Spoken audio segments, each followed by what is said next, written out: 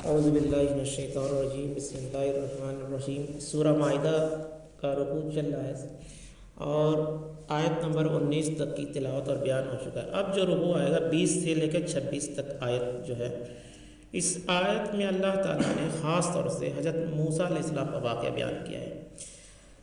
جب آپ علیہ السلام مصر سے اپنی قوم کو لے کر صحرائے سینا میں رہے، جب فرعون کا لشکر وہاں سے لے کے نکلے اور صحرائے سینا میں رہے، تو آپ علیہ السلام کو کوہ طور پر بلایا گیا اور تورات دی گئی۔ اس کے بعد انہیں حکم ملا کہ فلسطین میں داخل ہو جاؤ اور وہاں پر آباد مشرک اور کافر قوم، جو فلسطین میں جو قوم اس وقت رہتی تھی مشرک اور کافر قوم تھی، جو فلسطی کہلاتے تھے، کے ساتھ جنگ کرو اور وہاں سے نکال لو۔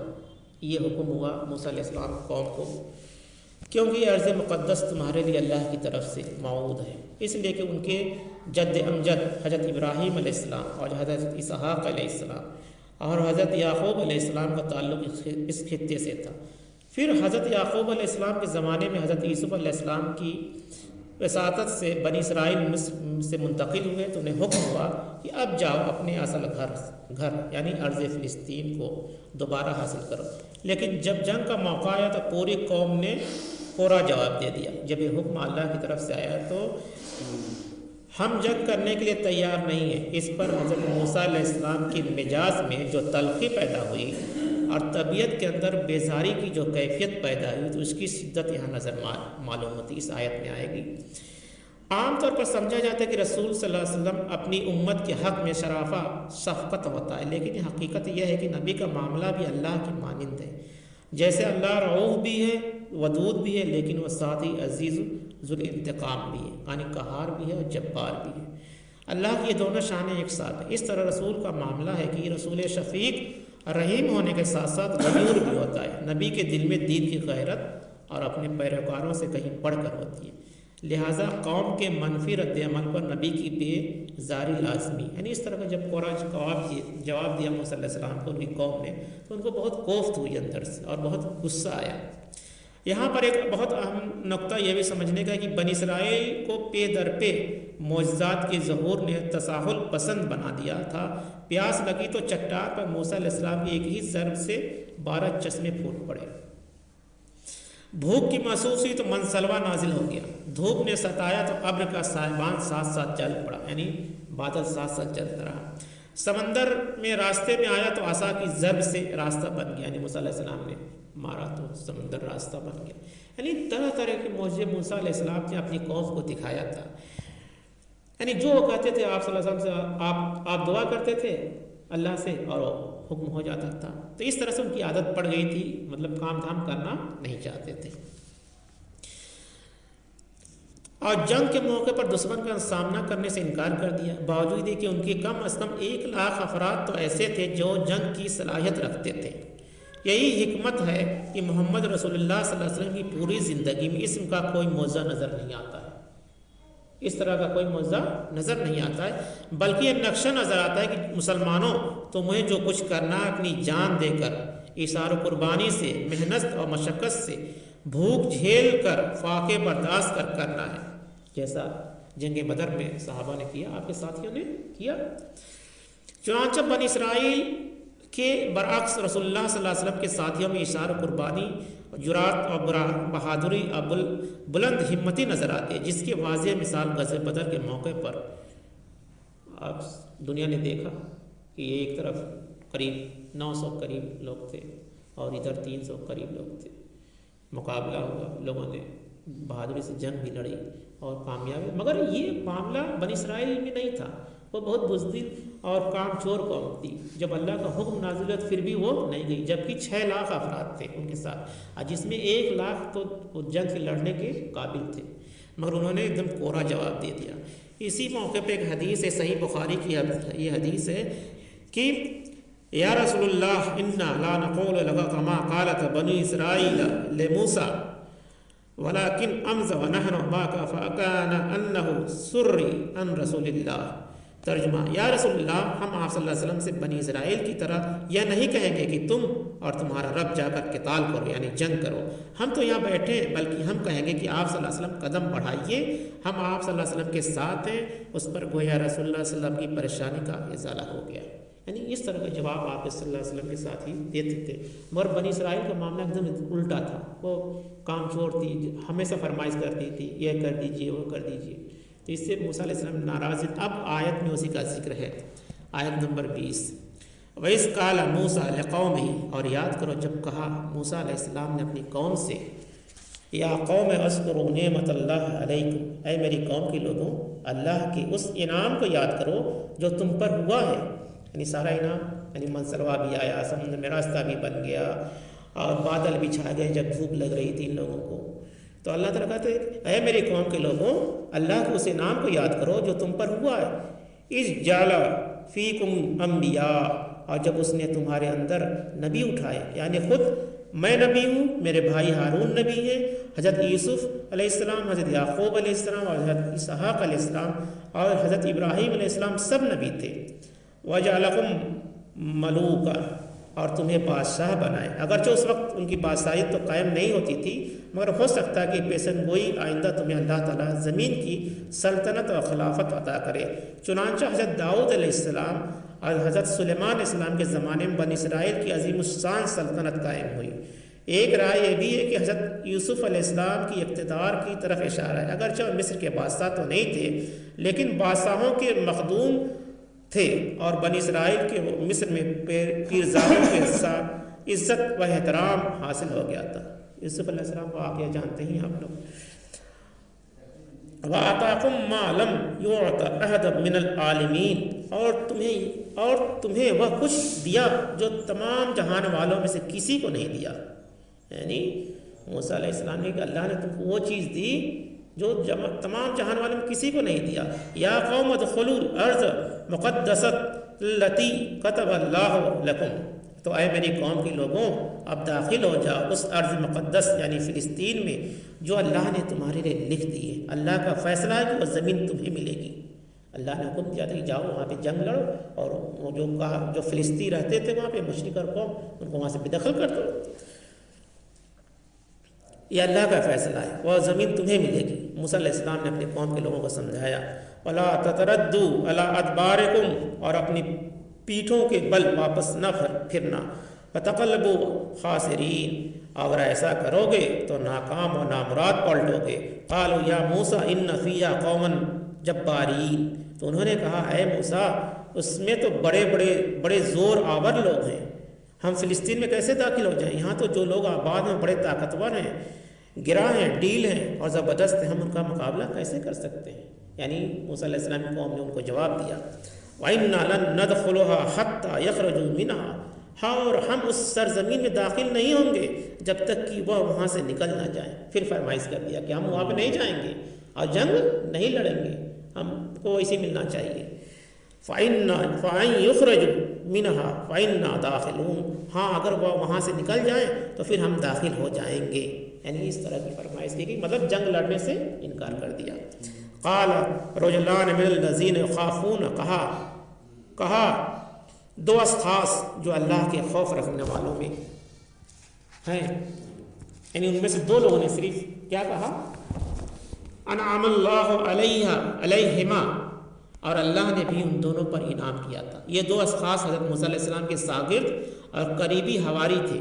ایک تو یوشع بن نون تھے جو حضرت موسیٰ علیہ السلام کے بعد ان کے جانشین بھی ہوئے، اور غمان غالب وہ نبی بھی تھے. جبکہ دوسرے شخص غالب بن یفنہ تھے. ان دونوں نے اپنے قوم کے لوگوں کو سمجھانا چاہا کہ ہمت کرو. یعنی دو ہی لوگ نے موسیٰ علیہ السلام کا ساتھ دیا جو کہ دونوں شاگرد تھے. ادخلوا علیہم الباب، تو ان کے مقابلے میں دروازے کے اندر گھس جاؤ. تو تم لوگ ایک دفعہ دروازے میں گھس کر ان کا سامنا تو کرو. فَإِذَا دَخَلْتُمُوهُ فَإِنَّكُمْ غَالِبُونَ، اور جب تم اس میں داخل ہو گئے تو لازماً تم غالب ہو جاؤ گے. یعنی موسیٰ علیہ السلام کا کہ اللہ کا حکم ہے اگر تم اس میں داخل ہو جاؤ گے تم کو اللہ تعالیٰ فتح دے گا، مگر پہلے تم اس میں داخل ہو فلسطین میں۔ وعلی اللہ فتوکلون ان کنتم مومنین، اور اللہ پر توکل کرو اگر تم مومن ہو۔ یعنی موسیٰ علیہ السلام نے بات بنی اسرائیل کو سمجھائی مگر انہوں نے صاف انکار کر دیا، اور کیا کہا؟ قالوا یا موسیٰ انا لن ندخلها ابدا، انہوں نے کہا اے موسیٰ ہم تو ہرگز اس شہر میں داخل نہیں ہوں گے، ما داموا فیہا، جب تک کہ وہ اس میں موجود ہیں، یعنی جو اس میں مشرک اور کافر لوگ ہیں فلسطین میں، ہم تب تک داخل نہیں ہوں گے۔ فاذهب انت وربک فقاتلا، بس تم اور تمہارا رب دونوں جاؤ اور جا کر قتال کرو۔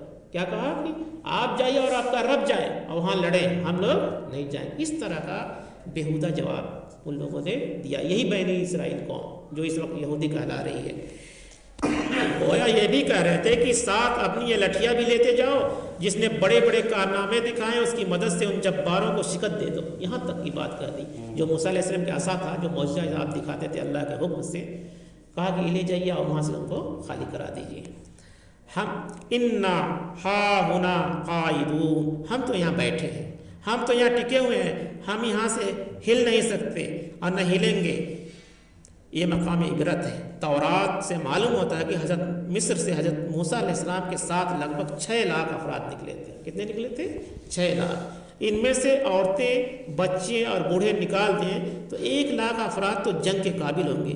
مزید محتاط اندازہ لگائیں تو 50,000 جنگجو دستیاب ہو سکتے تھے، مگر اس قوم کی پس ہمتی اور نظریاتی کمزوری ملاحظہ ہو کہ 6 لاکھ کے ہجوم میں صرف 2 اشخاص، یعنی 2 لوگوں نے اللہ کے اس حکم پر لبیک کہا، بس 2 لوگوں نے، وہ جن کا نام آئے 2 شاگرد تھے۔ فَأَدْبَرُوا يَا أُولِي الْأَبْصَارِ، اے نبی کی اب نبی کی بیزاری ملاحظہ فرمائیں۔ یعنی یہ فلسطین جو اس وقت اسرائیل ہے، جو یہودی ہیں، یہ بزدل قوم ہے۔ جب نبی کے ہوتے ہوئے نہیں لڑ پائے اور ان کے پاس طاقت بھی تھی، اور آج بھی یہ بزدل ہے، مگر سب ظالم ان کا ساتھ دے رہے ہیں۔ کیا دے رہے ہیں؟ امریکہ سے لے کے فرانس، برٹین، سب اس کا ساتھ دیں۔ وہ اکیلے نہیں لڑ سکتے، وہ بزدل ہیں، دوسرے کے سہارے کھڑے ہیں۔ اب نبی کی بیزاری ملاحظہ فرمائیں۔ وہی حضرت موسیٰ علیہ السلام جنہوں نے اپنے قوم یعنی اسرائیل کی مدافعت کرتے ہوئے ایک مکہ رسید کر قبطی کی جان نکال دی، تو قوم کس قدر بیزاری کا اظہار کر رہے ہیں۔ ایک واقعہ ہوا تھا کہ موسیٰ علیہ السلام نے ایک قبطی کو جو ہے مکہ مار دیا تھا، اس کا انتقال ہو گیا تھا۔ آپ بہت جلالی تھے۔ قال رب انی لا املک الا نفسی و اخی، موسیٰ علیہ السلام نے عرض کیا پروردگار مجھے تو اختیار نہیں ہے سوائے اپنے جان کے اور اپنے بھائی ہارون کی جان کے، باقی یہ پوری قوم انکار کر رہی ہے، میرا کسی پر کچھ زور نہیں ہے۔ یعنی آپ نے اللہ سے دعا کیا، اللہ ہم نے سب باتیں سمجھائی مگر یہ ماننے کو ہماری قوم تیار نہیں ہے، اتنی نافرمان قوم تھی۔ فَأَفْرَقُوا بَيْنَنَا وَبَيْنَ الْقَوْمِ الْفَاسِقِينَ، تو اب تفریق کر دو ہمارے اور نافرمان لوگوں کے درمیان۔ یعنی حضرت موسیٰ علیہ السلام کی قوم کے رویے سے اس درجہ غم غصہ ہوا، رنجیدہ ہوا کہ قوم سے علیحدگی کی تمنا کرنے لگے کہ اب ان ناہرجاروں کے ساتھ نہیں رہنا چاہتا ہوں۔ انہوں نے تیری عطا کردہ کچھ نعمتیں برتی ہیں اور میرے ہاتھوں سے کیا کیا معجزے لوگ دیکھ چکے ہیں، اس کے باوجود ان کا یہ حال ہے کہ مجھے ان سے علیحدہ کر رہے ہیں۔ اللہ تعالیٰ نے یہ درخواست قبول نہیں کی لیکن اس کا تذکرہ بھی نہیں کیا۔ آپ علیہ السلام نے، موسیٰ علیہ السلام نے اس طرح کی دعا کی، احمد اتنا نافرمان قوم تھی۔ پھر کہا اللہ نے قال فإنا محرمۃ علیہم 40 سنۃ، فرمایا اب یہ ارض مقدس حرام رہے گی ان پر 40 سال تک۔ یعنی جو فلسطین ارض مقدس تھی جن کو اللہ تعالیٰ نے ان کو خوشخبری دی تھی کہ جاؤ جنگ کرو اور حاصل کر لو، اب 40 سال تک ان کے اوپر حرام رہے گی۔ یہ ہماری طرف سے ان کی بزدلی کی سزا ہے۔ اگر یہ بزدلی نہ دکھاتے ارض فلسطین بھی ان کی عطا کر دی جاتی، مگر یہ 40 سال تک ان پر حرام رہے گی۔ اور ایسا ہی ہوا۔ وہ صحرائے سینا میں موسیٰ علیہ السلام کی پوری قوم جو 6 لاکھ افراد تھے 40 سال تک اسی میں بھٹکتے رہے۔ یتحون فی الارض، اور بھٹکتے پھریں گے زمین میں اس صحرائے سینا میں 40 سال تک مارے پھرتے رہیں گے۔ فلا تاس علی قوم الفاسقین، تو اے موسیٰ علیہ السلام آپ افسوس نہ کریں اس فاسق قوم پر۔ سوچ لیجئے کیا کہا اللہ نے، یہ فاسق ہے، اور کہیں کہیں ظالم بھی آتا ہے۔ جو ہم لوگ سورہ فاتحہ غیر المغضوب علیہم ولا الضالین پڑھتے ہیں وہ انہی کے لیے ہے، خاص طور سے یہودیوں کے لیے تو یہ فاسق قوم ہے۔ اب آپ ان نافرمانوں کا غم نہ کھائیے، اب جو کچھ ان پر بیتے گی ان پر آپ علیہ السلام کو ترس نہیں کھانا چاہیے۔ آپ بہرحال ان کی طرف رسول بنا کر بھیجے گئے ہیں، جب تک زندگی ہے ان کو آپ ان کے ساتھ رہنا ہے۔ نافرمان قوم ہے مگر کیا کریں، کہاں جائیں گے، چھوڑ کے جا نہیں سکتے۔ وہ سب لوگ بھٹکتے رہے، اللہ تعالیٰ کے فیصلے کے مطابق بنی اسرائیل 40 برس تک صحرائے سینا میں بھٹکتے پھرے۔ اس دوران وہ سب لوگ مر کھپ گئے۔ جو جوانی کی عمر میں مصر سے نکلے تھے وہ صحرائے سینا میں ایک نئی نسل پروان چڑھی جو خوئے غلامی سے مبرہ تھی، یعنی اور جو بوڑھے لوگ سب مر گئے، نوجوان سے باقی رہ گئے۔ حضرت موسیٰ اور ہارون علیہ السلام دونوں کا انتقال ہو گیا۔